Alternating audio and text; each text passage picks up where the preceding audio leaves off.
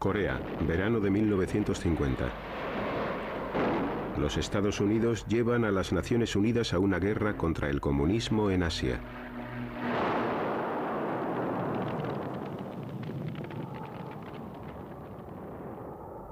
En invierno, los comunistas chinos atacan a las tropas de las Naciones Unidas y éstas se ven obligadas a realizar una retirada a gran escala. El camino fue muy similar al que tuvo que emprender Napoleón al retirarse de Rusia. Corrimos precipitadamente, de modo caótico, a la desbandada, tratando de llegar a Pusan, tratando de regresar a Japón. Fue muy desagradable. La Guerra Fría se había convertido en una guerra candente.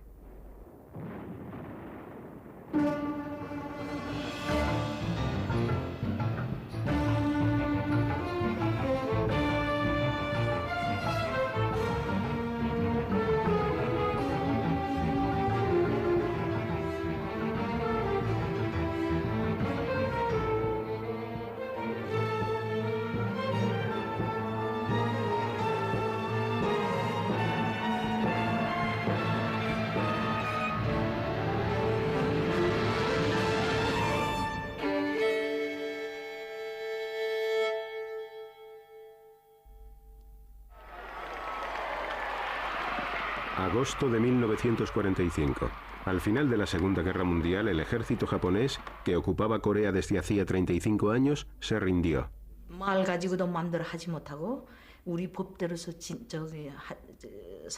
Durante la ocupación japonesa, nos obligaron a adoptar el estilo de vida japonés, a hablar en japonés, a regirnos con las leyes japonesas. Cuando nos liberaron, recibimos a los soldados con los brazos abiertos.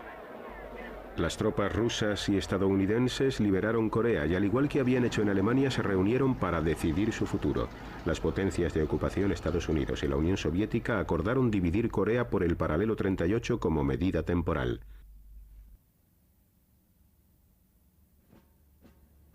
Estados Unidos controlaba la zona sur de la división.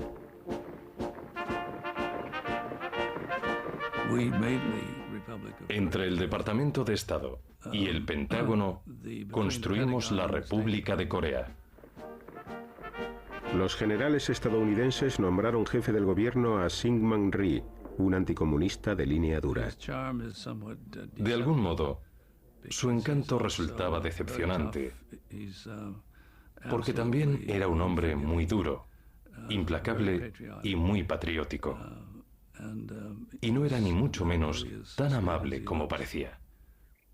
Rhee fue nombrado primer presidente de la nueva República de Corea en 1948. Las tropas estadounidenses se retiraron. Al norte del paralelo 38, los rusos tenían el control. Establecieron un régimen comunista a través de una red de comités populares y prepararon a Kim Il-sung, que durante la guerra había permanecido en la Unión Soviética, para asumir el poder. Era un hombre joven y guapo, que siempre estaba sonriendo. A todos en Corea les gustaba y causó una buena impresión. Era el héroe nacional del pueblo coreano. Se proclamó la República Democrática Popular de Corea y Kim Il-sung ocupó la presidencia de la nueva nación. Cuando las tropas soviéticas se retiraron, Kim empezó a soñar con unificar Corea bajo el comunismo. Kim Il-sung comprendía que resolver el problema de la unificación de las dos Coreas era muy difícil y que para llevar a cabo su proyecto necesitaría ayuda. Por supuesto, esperaba recibirla de la Unión Soviética. En marzo de 1949, Kim Il-sung se desplazó hasta Moscú. Su objetivo secreto era conseguir el permiso de Stalin para invadir Corea del Sur.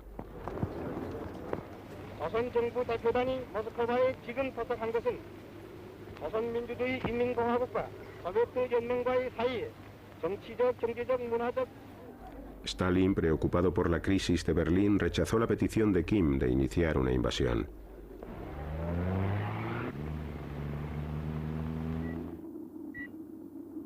A finales de 1949 la situación internacional había cambiado.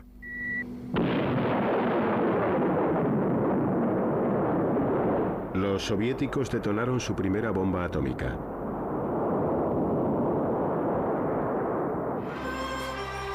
La revolución comunista en China al final había triunfado. Mao Zedong proclamó la República Popular de China. Mao y Stalin firmaron un tratado de amistad, constituyendo así una alianza comunista mundial y abriendo un segundo frente de la Guerra Fría en Asia. Por aquel entonces, Stalin confiaba en que los Estados Unidos no quisieran reaccionar ante los acontecimientos que tenían lugar en Asia. En 1950 finalmente aprobó la iniciativa de Kim Il-sung de invadir Corea del Sur.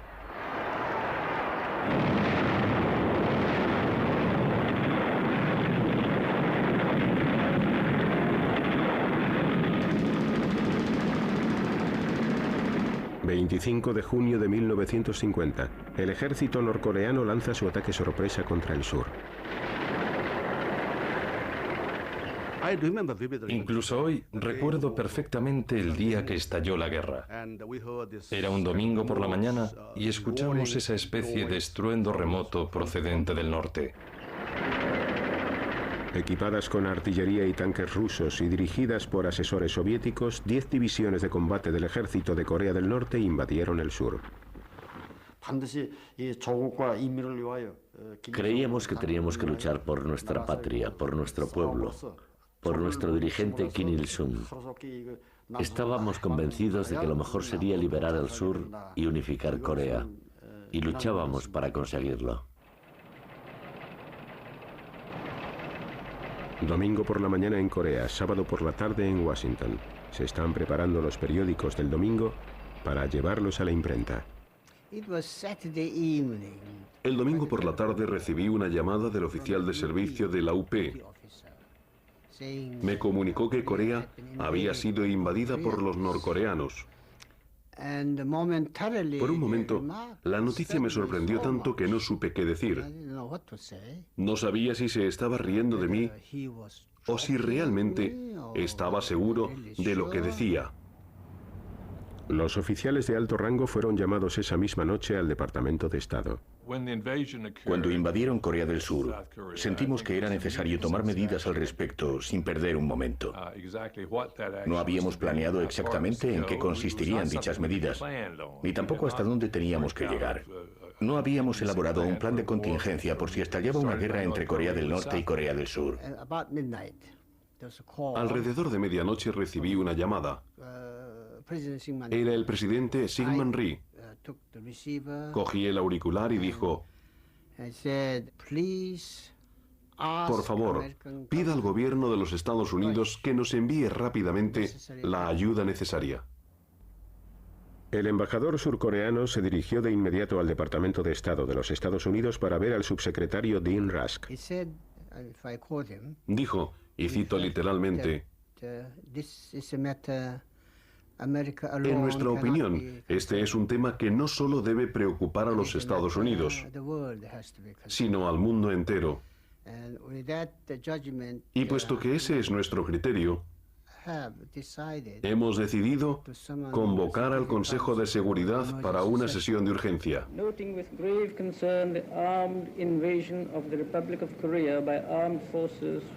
Al día siguiente, el Consejo de Seguridad se reunió. Moscú estaba boicoteando a las Naciones Unidas porque se negaban a admitir en su organización a la China comunista. Los Estados Unidos aprovecharon la ocasión para condenar la agresión norcoreana.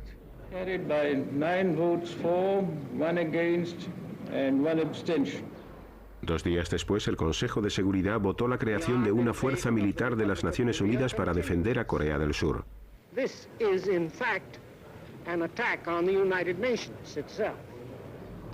Soldados de 16 naciones se congregaron bajo la bandera de las Naciones Unidas para luchar contra los comunistas. Estábamos eufóricos. Nos sentíamos muy bien, muy animados. Además teníamos el presentimiento de que la unificación de Corea podría tener lugar como resultado de esa misma resolución.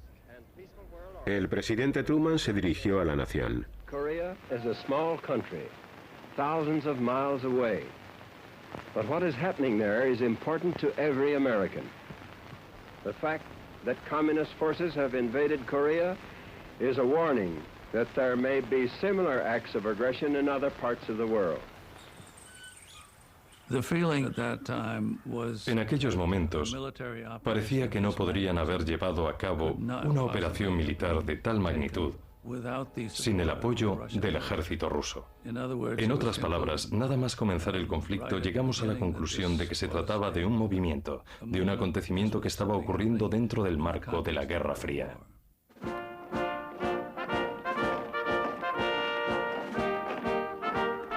Los Estados Unidos se movilizaron para la guerra. Todas las reservas fueron llamadas a filas.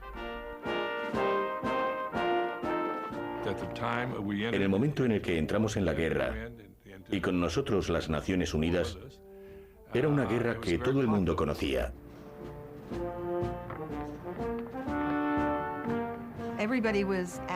Todos estaban muy nerviosos, organizando los preparativos para emprender el viaje.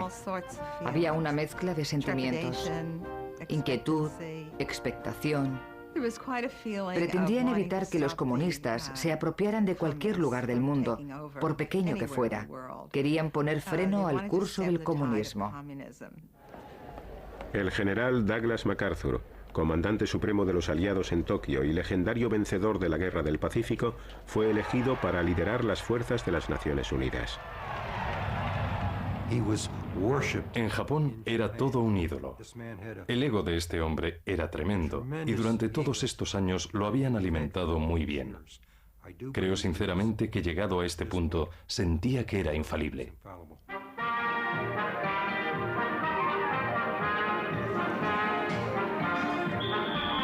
Las tropas que más cerca estaban de Corea eran las fuerzas de ocupación en Japón, pero pocas estaban preparadas para entrar en combate. En la vida que llevábamos teníamos muchos momentos de ocio. Vivíamos a través del catálogo de Sears. Comprábamos telas y todas esas cosas para las chicas nativas. Allí se vivía muy bien. El destacamento que los Estados Unidos enviaron a Corea no se imaginaba que permanecería allí tanto tiempo. En realidad, nos pidieron que lleváramos el equipo básico y que nos olvidáramos del resto porque como mucho estaríamos allí 6 semanas. Les demostraríamos nuestro poder en el campo de batalla. Esos asiáticos amarillos volverían al otro lado del paralelo 38 y nosotros podríamos regresar a casa. Pero no iba a resultar tan fácil. El ejército surcoreano de Ri se estaba batiendo en retirada. 2 divisiones tiraron sus armas y se unieron a los refugiados que huían del avance comunista.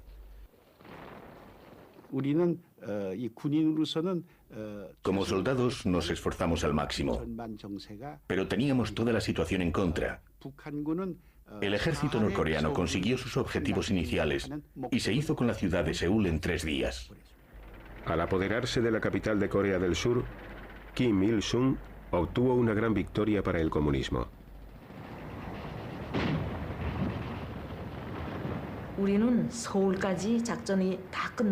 Cuando llegamos a Seúl, el ejército nos dijo que la campaña había finalizado y nos explicaron las reformas políticas que iban a llevar a cabo. A partir de ese momento, unificar el país sería una tarea fácil. Pensamos que la guerra había terminado definitivamente.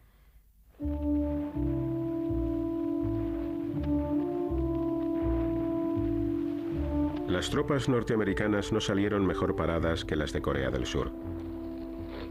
Como carecía de armas antitanque, la línea estadounidense se derrumbó.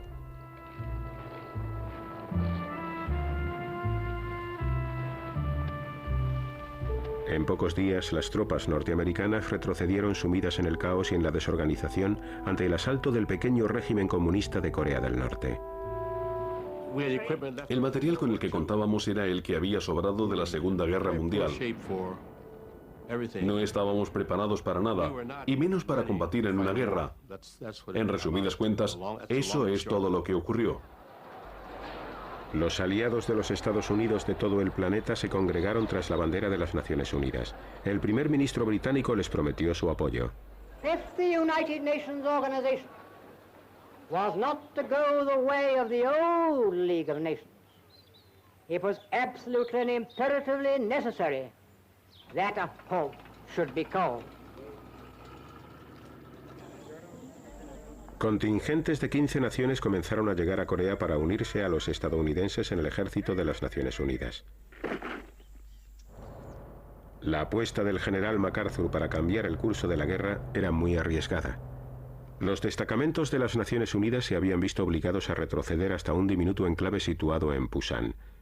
Entonces se llevó a cabo una vasta invasión marítima que llegó unos 250 kilómetros por detrás de las líneas enemigas, cuyo objetivo era cortar el avance norcoreano y obligar a sus tropas a replegarse. Está amaneciendo, es 15 de septiembre de 1950.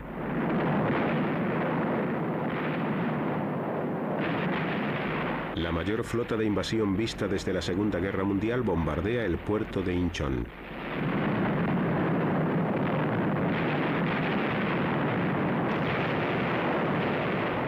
Los marinos estadounidenses y coreanos desembarcan en el lugar en grupos muy numerosos. Cuando aterrizamos nos dirigimos a la playa a toda velocidad.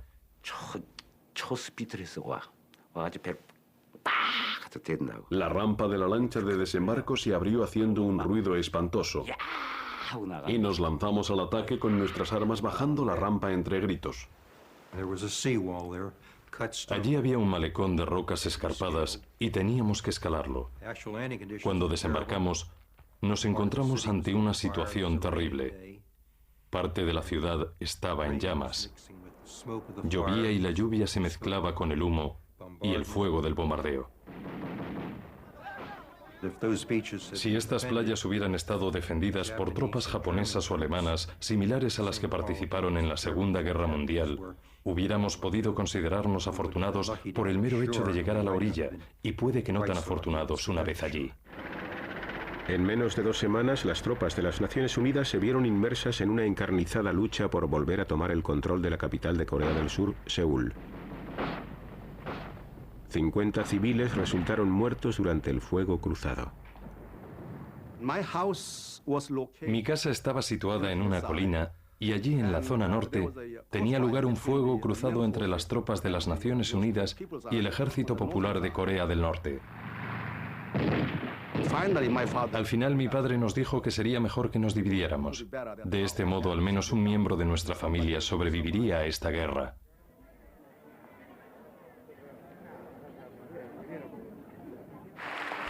Cuando por fin recuperaron el control de Seúl, MacArthur restableció a Syngman en su puesto en el Parlamento.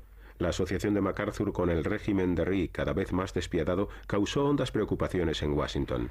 Syngman Rhee era un hombre al que resultaba muy complicado respaldar, y una vez que tuvo nuevamente el poder nos fue extremadamente difícil hacer algo. No dependía de nosotros cambiar el gobierno, y de todos modos no había otra alternativa mínimamente lógica. El ejército de Rhee, exultante, fue el primero en cruzar el paralelo 38 y en entrar en Corea del Norte. Cuando contraatacamos y rebasamos el paralelo 38, todos nosotros, soldados y personas del pueblo, creíamos que el camino para unificar la península de Corea estaba despejado. Las tropas de las Naciones Unidas también entraron en Corea del Norte. Ahora el propósito de MacArthur era iniciar una encarnizada persecución del invasor. Creí que habíamos ganado la guerra. Y no debería bromear sobre este punto, pero tengo que hacerlo. Realmente pensé que habíamos ganado la guerra y creo que era el sentimiento generalizado. Por eso pusimos rumbo al norte con grandes esperanzas. El inmenso río Yalu constituye una frontera natural entre Corea del Norte y China. Al otro lado de esta barrera, los líderes chinos seguían la guerra con preocupación. Temían que el ejército estadounidense que se encontraba en Corea del Norte invadiera la China continental.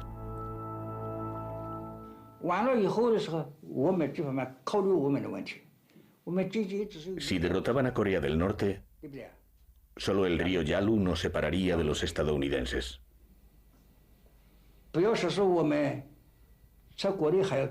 No podíamos correr el riesgo de que los aviones norteamericanos perturbaran la reconstrucción de nuestro país. A Beijing llegó un mensaje urgente que procedía de la arrasada Corea del Norte.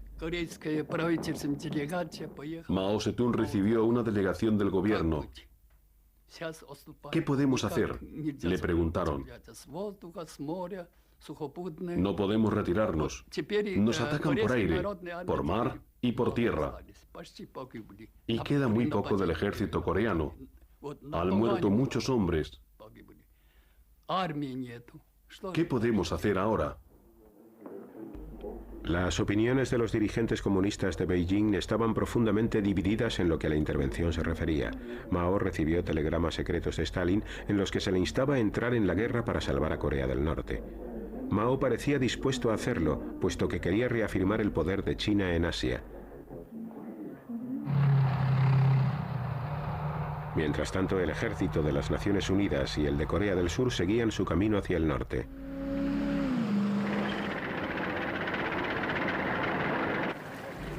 El 19 de octubre cayó Pyongyang. Era la única capital comunista que había caído durante la Guerra Fría. MacArthur ya casi había conseguido lo que quería. Estaba persiguiendo a un ejército derrotado. La carrera hacia el Yalu había comenzado. MacArthur se sorprendió cuando le mandaron llamar para que asistiera a una reunión con el presidente Truman en la isla de Wake, situada en mitad del Pacífico. MacArthur aseguró a su comandante en jefe que no existía posibilidad alguna de que China entrara en la guerra. En premio a su labor recibió otra medalla que él interpretó como una autorización para continuar avanzando hacia China. Cuando el presidente le pidió que se quedara a almorzar con él, MacArthur rehusó. Mientras Truman y MacArthur hablaban, Mao ordenaba al ejército chino, conocido como los Voluntarios del Pueblo, que entraran en Corea. 1,5 millones de chinos comenzaron a cruzar el río Yalu y esperaron a que las fuerzas de las Naciones Unidas se aproximaran a la orilla. Mientras las hordas de voluntarios cruzaban el Yalu, iban cantando esta canción.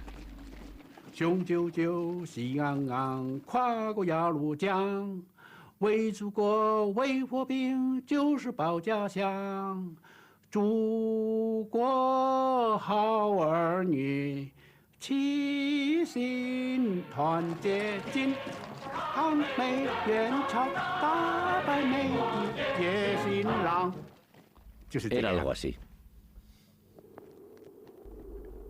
El ejército de las Naciones Unidas, que ignoraba que las tropas chinas se estaban agrupando, hizo un descanso para celebrar el Día de Acción de Gracias, en el que sirvieron pavo asado y salsa de arándanos.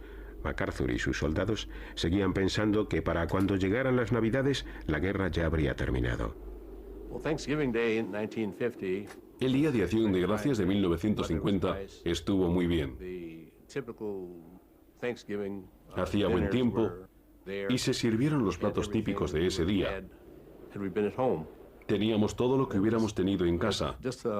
Fue un día muy agradable, pero fue el último buen día que tuvimos. A la mañana siguiente, 300.000 chinos atacaron.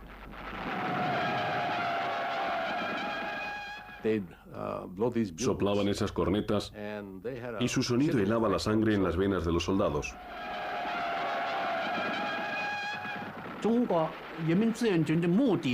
El primer objetivo de los voluntarios al entrar en Corea era defender sus ciudades y su país, su patria. No podíamos permitir que otros cruzasen el río Yalu y nos invadieran, pero también queríamos ayudar al pueblo coreano. Mao creía que una buena motivación podía derrotar al enemigo por muy superiores que fueran sus armas, como sucedió en la larguísima guerra civil que padeció China. Como nuestra causa era una causa justa, podríamos derrotar al enemigo. Nuestro coraje y la estrategia que desarrollamos durante los años de la lucha por la liberación nos resultarían de gran ayuda para vencer al enemigo.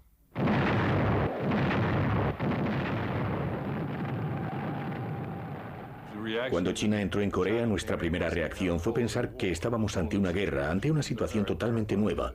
Era una situación espeluznante y extremadamente preocupante. En el siguiente cambio de rumbo de esta guerra oscilante, los contingentes de las Naciones Unidas tuvieron que retroceder rápidamente, abandonando en su marcha vehículos y equipamiento.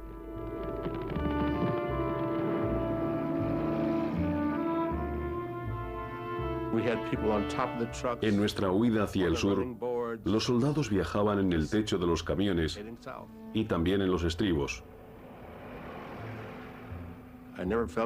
Nunca en mi vida me había sentido tan impotente como formando parte de un ejército que huye. Era increíble. Imagínese por un momento la temperatura de 25 grados bajo cero. Nada funciona como debería. Resulta muy difícil disparar un arma a esas temperaturas. Y hay un montón de chinos esperando ahí fuera. No conozco la existencia de otro movimiento de estadounidenses tan infructuoso como lo fue aquel camino. Pero después de todo era un camino.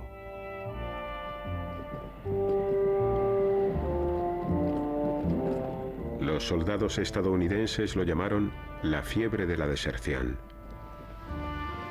We are fighting in Korea for our own national security and survival. We have committed ourselves to the cause of a just and peaceful world order through the United Nations. We stand by that commitment.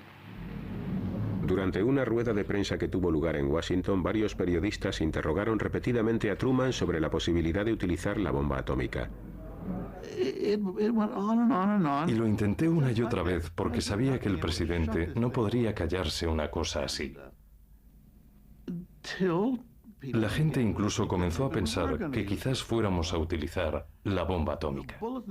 Los boletines sobre las conferencias de prensa del presidente daban la vuelta al mundo inmediatamente y esta noticia hizo cundir la alarma.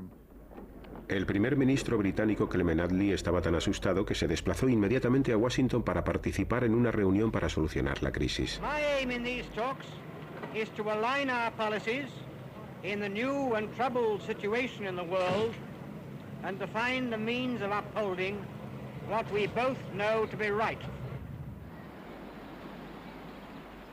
Al día siguiente, Truman aseguró a Attlee que no tenía previsto utilizar armas atómicas. Creo que los estadounidenses comprendían que esa medida tendría represalias. Si la usaban, nosotros también la usaríamos. Teníamos un acuerdo con China. Por eso, no utilizaron la bomba atómica. Ese invierno, el sufrimiento llegó a los hogares de muchas familias estadounidenses, precedido de unos golpes en la puerta. El 29 de diciembre sonó el timbre. Era viernes y acababa de lavarme la cabeza. Abrí la puerta y allí estaba ese chico que venía a entregarme un telegrama. Después se dio la vuelta y se marchó. En ese momento supe que el telegrama me iba a decir si estaba muerto o vivo. Cuando lo abrí, lo primero que hice fue darle gracias a Dios de que hubiera desaparecido en combate. No nos comunicaron que había sido hecho prisionero de guerra hasta un año después, incluso aunque sabíamos que estaba en un campo. De un día a otro día nunca supe cómo estaba. De carta a carta nunca supe si estaba vivo. Por eso siempre conservé la esperanza de que regresara a casa, pero nunca pude decir que lo haría.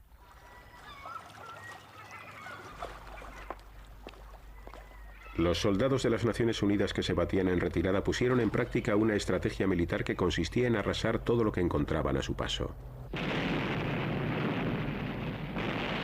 Tras abandonar Hunman, los ingenieros estadounidenses volaron la zona del puerto. Los chinos, que avanzaban con rapidez, recuperaron la capital de Corea del Norte, Pyongyang. A principios del año 1951, Seúl volvió a caer en manos comunistas. MacArthur nombró al general Matthew Ridgway nuevo comandante de campo. Al final, las tropas de las Naciones Unidas comenzaron a frenar el avance chino.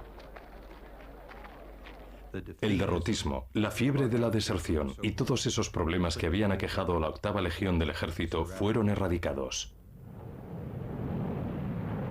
Desde el principio, los Estados Unidos disfrutaron de la supremacía aérea. Cuando sobrevolaba el Yalu en el F-86, estábamos utilizando tácticas que habían sido literalmente utilizadas durante la Primera y la Segunda Guerra Mundial, excepto que ahora pilotábamos aviones mucho más rápidos. Cuando los cazas rusos MiG-15, guiados por pilotos rusos bien entrenados, llegaron a la zona de guerra, plantearon un desafío a la supremacía norteamericana.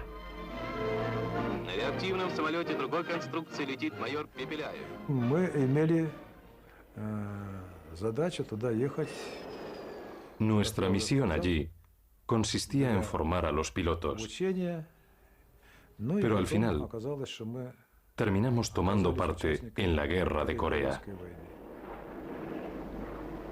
Con la presencia de sus pilotos en Corea, la Unión Soviética corría el riesgo de entrar en conflicto directo con los Estados Unidos.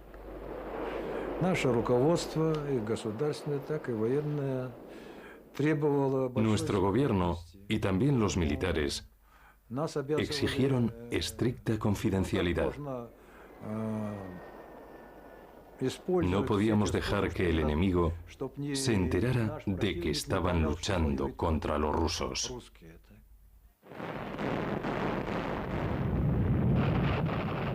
Cuando los Estados Unidos desplegaron el Sabre F-86, fueron recuperando lentamente el dominio de los cielos. Esto permitió a la flota aérea estadounidense mantener una ofensiva constante sobre los blancos terrestres. Para los ataques terrestres utilizábamos los F-9F, los Panthers.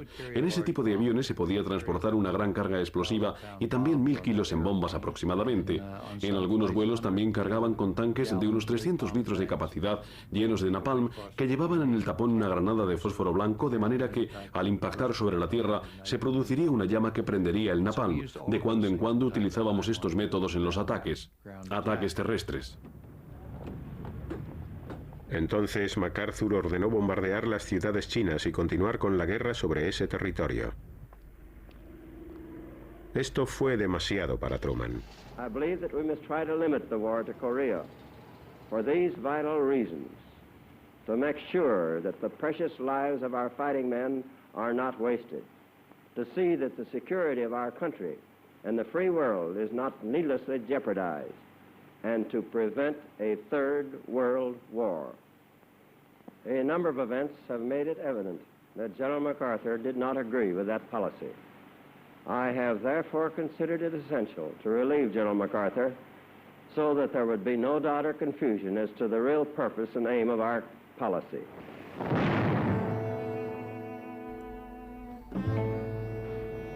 En el verano de 1951, las dos partes combatieron hasta llegar a un punto muerto en las colinas de Corea, casi en el mismo lugar donde se había iniciado la lucha un año antes. Cada mes había que lamentar unas 2.500 bajas en las filas de las Naciones Unidas.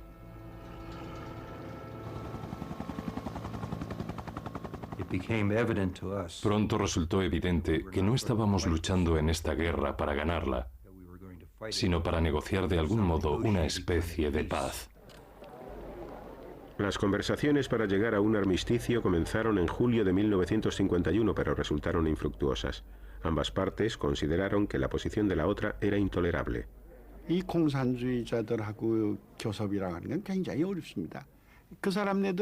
Negociar con los comunistas era muy difícil.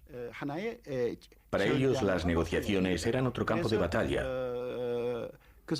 una táctica para ganar tiempo. Entre los principales escollos que se encontraron en las conversaciones para alcanzar la tregua estaba el destino de los prisioneros de guerra. Tanto Corea del Norte como Corea del Sur maltrataban a sus prisioneros. 1 de cada 3 prisioneros de guerra estadounidense capturado por los norcoreanos no sobrevivía al primer invierno. Muchos morían enfermos de disentería por causa de las diarreas, de las graves palizas o debido a la malnutrición. Algunos de ellos no eran más que rezagados. Si se quedaban atrás les golpeaban con las culatas de sus rifles hasta que morían o acababan con ellos a golpes de bayoneta. Si no te mantenías en pie morías, así de simple. Preocupados por el número de muertos, los chinos asumieron el control de los prisioneros y organizaron charlas diarias para adoctrinarles.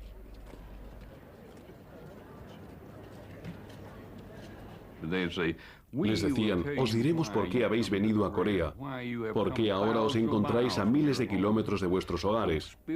Habéis derramado vuestra sangre por los belicistas especuladores de Wall Street. ¿Por qué habéis venido aquí a perder vuestras jóvenes? Se estarán acostando con vuestras esposas e hijas. ¿Acaso creéis que eso es justo? Y así seguían durante días enteros, durante horas enteras, continuamente. Pero en la patria de los combatientes a muy pocos les interesaba la guerra de Corea. En la Segunda Guerra Mundial todos estaban pendientes del curso que tomaban los acontecimientos, pero la guerra de Corea no le interesaba a nadie. Los periódicos escribieron muy poco sobre ella. Para saber lo que había pasado el día anterior en Corea, había que comprar el New York Times, porque en la página 2, todos los días, había una pequeña columna sobre este conflicto. En el resto de los periódicos generalmente no escribían acerca de ese tema, y solo aparecía en titulares cuando tenía lugar alguna escaramuza o cuando se perdía alguna colina. A la gente no le interesaba en absoluto. No ocurrió lo mismo con la guerra de Vietnam. Entonces, desayunabas, comías y cenabas pegado a la televisión para ver las últimas batallas. En Japón, la guerra de Corea impulsó la economía y generó 3.500 millones de dólares en inversiones. Japón, el antiguo enemigo, se convirtió en un bastión del capitalismo en su lucha contra el comunismo en Asia.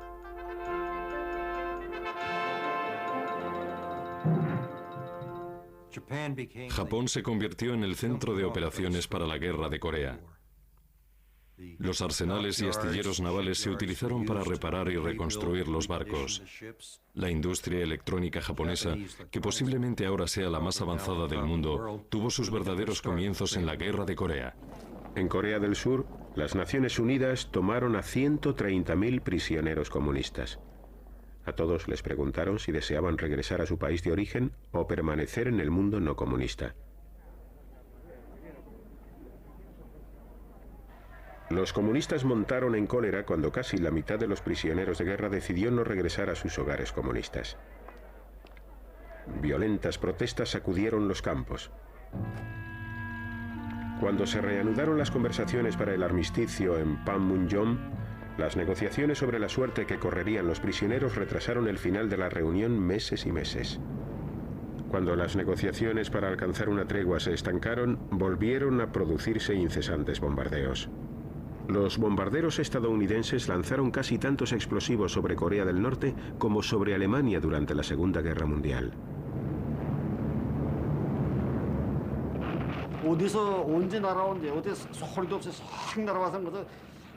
Los bombarderos llegaron sin avisar y murió mucha gente durante el ataque. Había personas muertas por todas partes. Apenas si quedaba una sola casa en pie. Bombardearon las grandes ciudades, los pueblos y las zonas rurales sin hacer distinciones. Lo vi todo con mis propios ojos.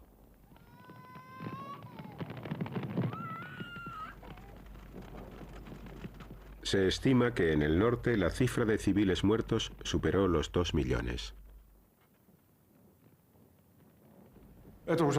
Fue horroroso. Se decía que el 96% de Stalingrado fue destruido durante la Segunda Guerra Mundial. Pero Pyongyang estaba totalmente destruida. Todo había quedado reducido a cenizas. No había ni una sola casa en pie.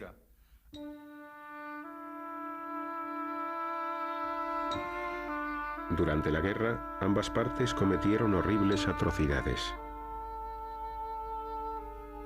Los norcoreanos asesinaron a sus compatriotas del sur, a los que acusaban de simpatizar con el enemigo. Los partidarios de Ri masacraron a los sospechosos de ser comunistas.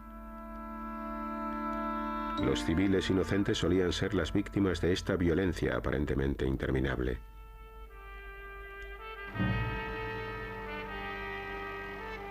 En Panmunjom, las conversaciones continuaban. En 2 años hubo cientos de reuniones.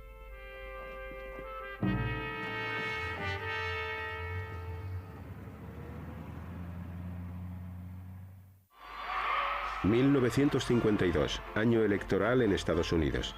Después de 2 años en guerra, Truman decidió no seguir al frente de los demócratas. Los republicanos escogieron a Dwight Eisenhower. Su eslogan, iré a Corea. A muchos de nosotros, el presidente Truman nos había desilusionado. De algún modo yo le culpaba por la guerra. Por eso, cuando llegaron las elecciones del año 52, estaba impaciente por votar a Eisenhower. Me parecía el hombre más apropiado para el cargo porque era militar y había prometido hacer todo lo posible por acabar con esta guerra. Eisenhower derrotó a los demócratas. Obtuvo una victoria aplastante. En el este también se habían producido algunos cambios. En marzo de 1953 el mundo comunista lloraba la muerte de Stalin. Stalin había mantenido la guerra en marcha. Sus sucesores querían que acabara.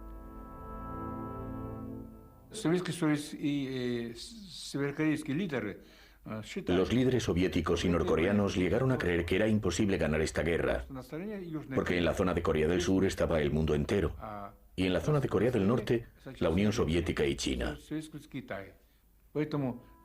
Por lo tanto, un armisticio era inevitable.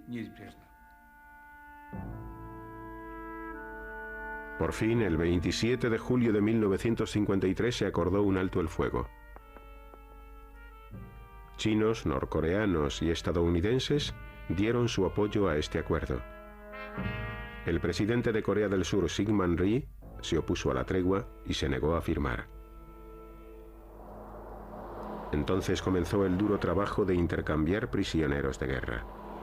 75.000 prisioneros comunistas fueron entregados y 12.000 prisioneros de las Naciones Unidas puestos en libertad.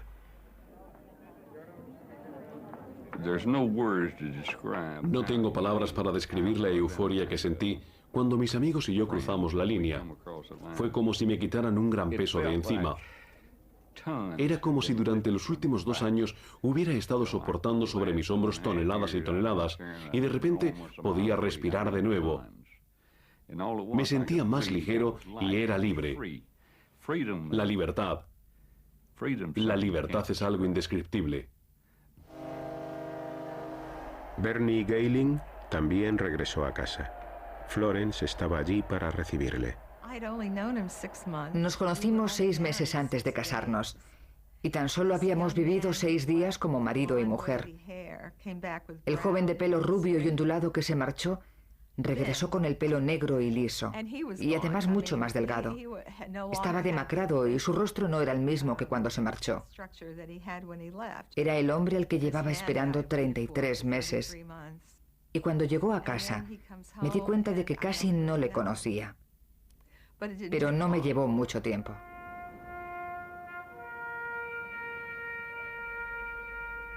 $54.000 estadounidenses no regresaron a sus hogares. La guerra se cobró las vidas de 3.000 hombres pertenecientes a los ejércitos de otras 15 naciones. En China, Mao consideró que se trataba de una gran victoria y los voluntarios regresaron a sus hogares como héroes. Se estima que 500.000 de soldados chinos murieron durante la guerra.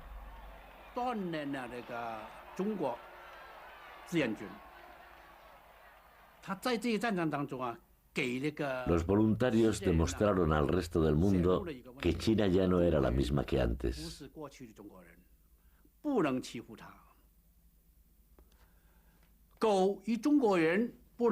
China ya no aceptaba las bravuconerías. Había dejado de ser el país pobre de Asia. En el norte y en el sur, 3 millones de coreanos resultaron muertos, heridos o simplemente desaparecieron. Otros 5 millones se quedaron sin hogar.